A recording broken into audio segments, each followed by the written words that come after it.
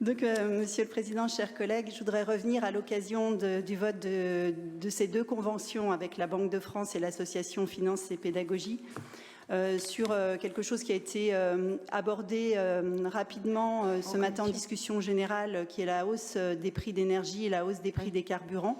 Donc, on est tous bien conscients que c'est une forme de bombe à retardement vis-à-vis, bien sûr, du mécontentement nos concitoyens parce que les budgets vont être de plus en plus durs à tenir.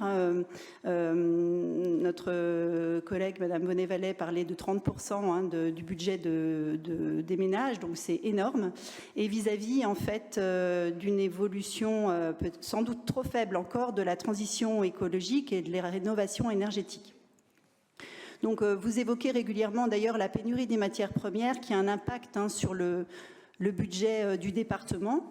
Eh bien, on peut dire que cette hausse de l'énergie, c'est finalement un schéma assez similaire puisque certains profitent de la reprise économique pour rationner leur offre, augmenter la demande et ainsi engranger des bénéfices.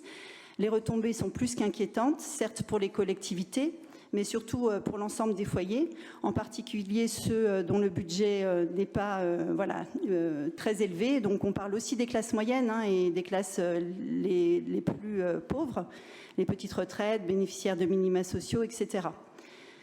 Alors, sans revenir sur toute l'explication de ces hausses de tarifs, le gouvernement a cependant décidé de proposer des mesures, mais elles sont vraiment des mesures rustines, comme ça a été évoqué aussi ce matin.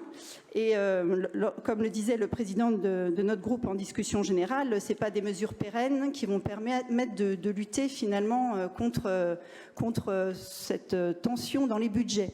Alors oui, accompagnons dans le temps les foyers les plus modestes grâce au travail des conseillères en économie sociale et familiale, grâce à un travail de partenariat, mais n'oublions pas qu'à un moment donné, malgré tout ce travail, ça se heurtera à des mesures qui ne seront pas prises à un niveau plus important, plus général, parce qu'à un moment donné, quand on a essayé de contenir son budget et qu'on a une hausse quand même d'énergie, comment peut-on faire? Voilà, c'est quand même, avec toute l'éducation au budget financière qu'on peut avoir, il y a un moment, c'est plus possible de tenir un budget.